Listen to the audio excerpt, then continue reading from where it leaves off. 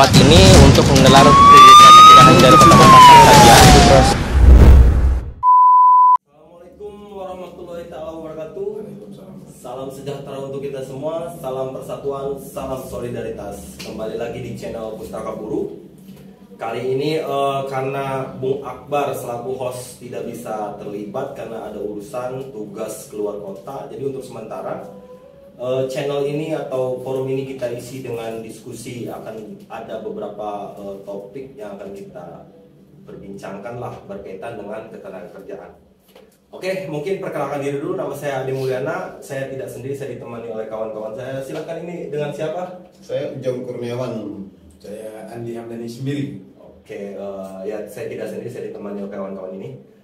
Kita coba membahas soal dampak Omnibus Law yang kemarin digugat. Ternyata gugatan kita ditolak oleh MK ya. Gugatan dari beberapa pihak lah. Pada serikat buruh menggugat ke MK, ternyata gugatannya ditolak dan akhirnya Omnibus Law tetap disahkan. Tapi memang dampaknya sangat luar biasa nih. Kawan-kawan nih mungkin lebih tahu lah fenomena-fenomena, terutama soal yang paling dasar kali itu soal upah. Yang sebelumnya itu upah itu penghitungannya melalui KL, kebutuhan hidup layak, ternyata sekarang dirubah dengan pertumbuhan ekonomi dan inflasi. Nah ini kawan-kawan ya yang sudah merasakan sendiri gitu dampaknya itu seperti apa nih, kita coba soal upah ini. Kawan Ujang mungkin Upahnya banyak apa gimana? Tanggapannya gimana nih? Ya, upah itu berulang-ulang kali kita sampaikan bahwa itu adalah bagian dari urat nadinya kaum buruh kan. Nah, dampaknya Omnibus Law ini yang telah disahkan oleh pemerintah dan diupayakan digugat juga, ditolak juga oleh pemerintah kayak gitu. Nah, di sini kita melihat bahwa pemerintah nggak ada yang namanya berpihak kepada buruh. Emang buruh ini mau dimiskinkan kayaknya, kayak gitu lah. Ya, karena ya upah nggak naik, apa itu namanya kebutuhan ekonomi naik, ya kan? Semuanya persoalan kaum buruh kan adanya di upah. Ya upah-upahnya segitu-segitu aja kayak gitu loh. Nah kalau kita melihat hari ini persoalannya upah tidak naik dan sebagainya, dan banyak karyawan-karyawan ataupun buruh-buruh terjebak hutang dan sebagainya, karena persoalan upah. Iya betul. Kayak gitu loh. Ya, tapi maksudnya tadi kan kita masuk ke ini dulu ya, ke JR-nya. Iya. Yang kemarin diproses lalu kemudian diputuskan di tanggal 2 Oktober kemarin kan. Nah, sebetulnya ada politik gak sih atau politisasi di dalam persidangan itu? Kan kita lihat nih beberapa kali kita JR atau sebelumnya kita sudah JR kan, lalu kemudian MK mengeluarkan putusan inkonstitusional. Betul. Yang pertama tuh bersyarat. Nah yang kedua ditolak seluruhnya. Nah itu ada politisasi nggak sih? Ya kalau persoalan politik udah pasti politik kayak gitu loh. Karena politik itu adalah ya gimana ya? Dia rela ibaratnya menarik sebuah investasi dan segala macam dia halalkan, dan akhirnya undang-undang cipta kerja disahkan sama mereka, ditolak oleh kaum buruh, dipaksa lagi untuk judicial review, masih juga ditolak juga. Artinya emang pemerintah ini mendepankan investasi tuh, dari investasi itu untuk kepentingan politik kayak gitu loh. Dan itu pun hanya segelintir orang yang kaya kayak gitu kan. Oke, kembali lagi ke soal upah nih. Saya lebih condong ke soal upah nih.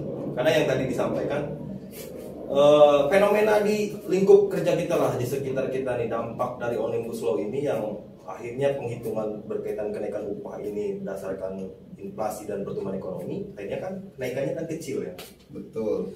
Sedangkan kebutuhan pokok kita itu setiap tahun meningkat, biaya listrik, biaya BBM, yang mayoritas kan kita pekerja itu kebanyakan masih pakai kendaraan bermotor ya.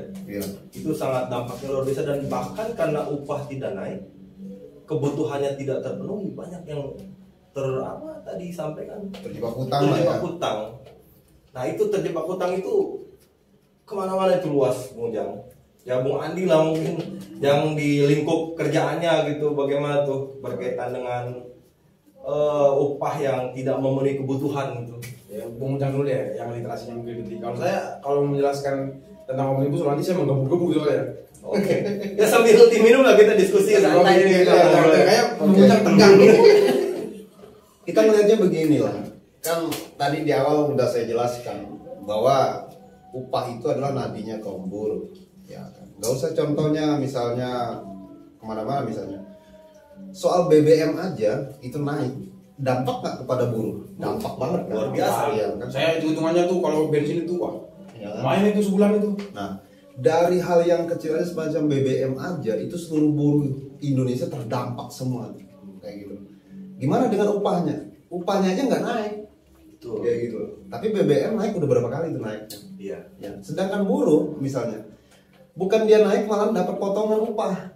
Betul. Yang 25% itu ya. 25% kan? Hmm. Nah, udah mereka kena ngadapin musibah wabah penyakit, ya ibaratnya buruh berangkat ke pabrik seolah-olah jemput penyakit, pulang bawa penyakit, upahnya kena potong. Mati berarti. Ya kan begitu. Nah, kalau kita melihat misalnya, kalau upah ini bukan bagian dari urat nadinya kaum buruh, terus apa?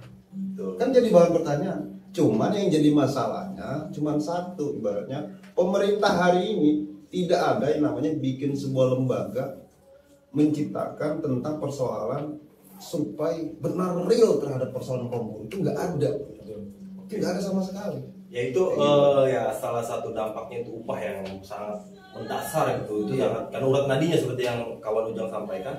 Nah, tapi di sisi lain ya, ini kita bahas dampaknya ya, dampak Omnibus Law. Selain upah yang relatif kecil kenaikannya, di Omnibus Law itu kan ada pemangkasan nilai pesangon kan, Ya. yang akhirnya Oh, itu berdampak sekali Iya. ya kalau yang di PHK itu. akhirnya kan banyak sekali yang ter-PHK, perusahaan juga mudah mem-PHK karena nominal pesangonnya sangat rendah lah ya. Misalkan kalau yang dulu di sebelum Omnibus Law itu Undang-Undang Nomor 13 itu 1 PMTK untuk indisipliner, sekarang itu hanya setengah PMTK. Itu 0,5. ya 0,5 PMTK yang nominalnya sangat kecil itu. Akhirnya banyak di lingkup kita lah fenomena akhirnya Omnibus Law yang harusnya menciptakan lapangan kerja ternyata sebaliknya gitu. Banyak kawan-kawan kita lah ter-PHK gitu karena nilai pesangonnya murah, perusahaan juga mudah mem-PHK gitu. Itu apa ya, kalau menurut saya sih Omnibus Law ini sangat menyengsarakan akhirnya kan. Gimana itu menurut pandangan kawan-kawan lah, kita diskusikan ini soal mudah ter-PHK nih. Kalau Omnibus Law ini lahir ini kan merusak tatanan masyarakat, negara, khususnya negara kita. Karena bukan buruh saja, tapi soal pertanahan dan pajak dan sebagainya dibebankan kepada rakyat. Nah, kita lihat item-item itu, betul 0,5% itu apabila terjadi perusahaannya pilot. Berarti 0,5%, bukan bagian dari indisipliner dia. Nah, kalau indisipliner itu masih tetap 1 PMTK. Nah, apabila perusahaannya ibaratnya ekspansi ke Pulau Jawa, nah itu 1 PMTK. Nah, yang disayangkan ini, misalnya sudah tidak ada lagi 2 kali ketentuan kepada pekerjanya atas kebutuhan perusahaannya. Sedangkan yang namanya ekspansi kan perusahaan. Iya. Harusnya dia ada 2 kali ketentuan nih, Iya. ya kan? Tapi di sini dikasih 1 PMTK. Nah, Ada contohnya ya, ada contoh realnya ya. ada contoh realnya kayak Kawan-kawan kita yang di Cikarang kemarin, yang di Cikarang kemarin. Nah, itu kan kepentingan pengusaha. Nah, sama misalnya kalau ibaratnya kata Bung Andi tadi, undang-undang ini ada garis politik, jelas. Demi politik dia rela merusakkan tatanan masyarakat dan rakyat, khususnya kaum buruh, dia juga merusak alam. Kayak gitu. Oke, ya dampaknya salah satunya juga mudah ter-PHK, ada yang ekspansi keluar kota pun yang dulu itu 2 PMTK sering 1 PMTK, akhirnya kan pesangon ini sangat minim lah yang dirasakan oleh pekerja. Ini sangat miris lah. Nah, tapi ada dari Omnibus Law itu yang seolah-olah kayak dibanggakan gitu. Kan ada perlindungan untuk pekerja PKWT atau yang sering kita sebut Kontrak ya? kontrak ya. Saya kopi dulu ya. Waktu tertentu. Silakan santai aja kita. Ada kompensasi yang apabila pekerjanya itu sudah bekerja selama 1 tahun dapat kompensasi 1 bulan upah, atau di bawah 1 tahun dia hitungannya proporsional. Nah, itu seperti apa ya? Seperti angin segar lah mungkin buat buruh. Nanti kalau kalian di PHK diputus kontraknya, ketika kalian dikontrak itu ada kompensasi. Nah, itu angin segar yang bau gitu. ya bukan segar ternyata ini yang kita lihat lah fenomenanya. Dia dikasih kompensasi 1 bulan. Setelah dia diberhentikan kontraknya, 1 bulan itu cukup sampai kapan? Betul. Nah, itu angin segar yang dari mana? Angin segar yang bau itu. Tapi kan ya cara sesat dalam berpikir kan kayak gitu. Ya tapi itu yang kita baca di media lah. Kan ada kompensasi perlindungan gitu kan. Ya. Tapi yang menggelitik buat saya ini ketika ada kompensasi, ternyata pemerintah melalui Menteri Tenaga Kerjanya mengeluarkan aturan baru soal magang. Yang dimana yang kita tahu magang itu kan upahnya pun kan bukan UMK. Itu uang saku. Uang saku. Dan uang apa magang itu dia tidak mendapatkan kompensasi. Tidak mendapat perlindungan BPJS juga. Betul, itu kita seperti dikasih kompensasi untuk karyawan kontrak, tapi kontraknya pun diganti magang sekarang di perusahaan-perusahaan fenomena terjadi. Nah itu di lingkup tempat kerja Mojang lah mungkin gimana tuh? Ya, kita bahas secara umum lah ya. Ya. Undang-Undang Cipta Kerja Nomor 6 Tahun 2003 ini bertentangan dengan Undang-Undang 1945. Soal apa? Ibaratnya mendapatkan penghidupan yang layak, pekerjaan yang layak, tempat kesehatan yang layak dijamin tuh sama negara. Tapi hari ini dijaminnya adalah para pengusaha nih, semuanya diusahain semua. Artinya pengusaha seenak-enak mereka saja memphk pekerjanya, ibaratnya. Nah kalau soal upah, sebelum ngerembet tentang pesangon dan sebagainya, kan upah dulu yang bisa diganggu gugat kayak gitu Ya. sama pemerintah, sama penguasa hari ini melalui kapitalisme. Nah yang kita sayangkan itu cuma satu sebenarnya. Kenapa pemerintah lebih mengedepankan persoalan investasi, tapi abai terhadap keadilan sosialnya rakyat? Nah di sini karena apa? Jauh banget menyimpang dari Undang-Undang 1945 itu, jauh banget kayak gitu loh. Kalau kita kembali ke undang-undang dulu, itu sangat terhormat banget kita ini. Boleh mem-PHK, tapi lu harus urusan sama negara kok. Oh iya. Ya kan? Itu waktunya jaya-jayanya kita sebagai Iya. buruh itu zaman dulu. Artinya undang-undang dulu tuh udah baik, kenapa sekarang dihancurkan? Kita nggak bisa mengakui Undang-Undang Nomor 13 Tahun 2023 itu lumayan 75% kok berpihak pada buruh kok. Ya. Itu Undang-Undang 13 aja yang begitu mendekati kesempurnaan malah dihilang. Tapi belum sampai mencapai tahap kesejahteraan lah ya. Belum. Nomor 13 tahun 2003 Iya. itu belum mencapai kesejahteraan. Iya. Tapi setidaknya dia Ada lebih baik. iya. Lebih baik dari Omnibus Law. Iya. Karena di Undang-Undang 13 itu gini, saya pernah baca biasanya pasal 51 itu mengatakan begini. Kedua belah pihak menghindari terjadinya pemutusan hubungan kerja. Jika itu tetap harus terjadi, harus menengahi pihak ketiga. Artinya pemerintah hadir di situ. Kayak gitu. Nah, di Undang-Undang Cipta Kerja, si A, si B atau nggak diberitahukan aja kalau perusahaan yang ngatakan, kita pilot. Selesai. Bilang apa? Ya, pokoknya dampaknya luar biasa Omnibus Law ini. Hanya beberapa dampak lah yang buruk yang kita terima gitu di fenomena yang kita sudah rasakan lah berkaitan Omnibus Law. Ya mungkin perbincangan Ini kita nih. Ini kejadian di kita. Ya. Ini kejadian nyata di kita. Perusahaan itu sudah jaya di sana selama 29 tahun. Ya kan? Oke, 29 tahun. Perusahaannya mengatakan ditutup tuh.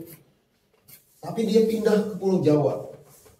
Selama 29 tahun ngambil keuntungan dari anak teman-teman saya ini, cuma dikasih, nih lo makan bisa PMTK. Sakit hati nggak kita? Sudah memberikan apa Kontribusi kontribusi yang luar besar. biasa, keuntungan luar biasa. Iya. Hanya Perusahaan yang tadinya nol, mulai dari nol, kemudian dia bisa membangun pabrik lagi di luar. jadi Iya. ya kita ini buruh hanya dieksploitasi lah, hanya diambil tenaganya gitu, tapi kesejahteraannya diabaikan. Makanya saya katakan pemerintah ini di mana tanggung jawabnya? Bentuk pertanggungjawaban dari pemerintah itu di mana sekarang itu? Ya mereka Nggak tidak ada, kan? tidak ada pertanggungjawaban itu. Yang mereka itu yang pertanggungjawabkan apa? Memperkaya keluarga saja. Keluarga yang mana nih? Ya kalian pada tahu lah kayak gitu lah. Siapa yang berkuasa, siapa yang dia yang subur kayak gitu. Oke, terima kasih ya kawan Ujang, kawan Andi ya. Ini mungkin diskusi kita singkat lah. Mungkin kita akan berdiskusi lagi di lain kesempatan dengan tema. Kalau misalkan kita mau bahas dampak buruk Omnibus Law ini, wah Itu banyak kalau kita bisa politis satu-satu itu banyak banget boroknya itu. Termasuk upah, pemagangan dan lain-lain lah, banyak lah. Banyak. Ini hanya sekilas saja. Mungkin ini juga sebagai informasi lah untuk khususnya nih anggota kita dari SKBN Pustaka Buruh ini. Mungkin itu aja diskusi kita berkaitan dengan dampak Omnibus Law. Terima kasih sebelumnya kawan Ujang, Ya. kawan Andi. Ya, kita akan berjumpa lagi di kesempatan. Jangan lupa like, Jangan share, lupa dan subscribe. like, share, dan subscribe. Komen. Terima kasih. Diakhiri, assalamualaikum warahmatullahi wabarakatuh. Hidup buruh. Hidup.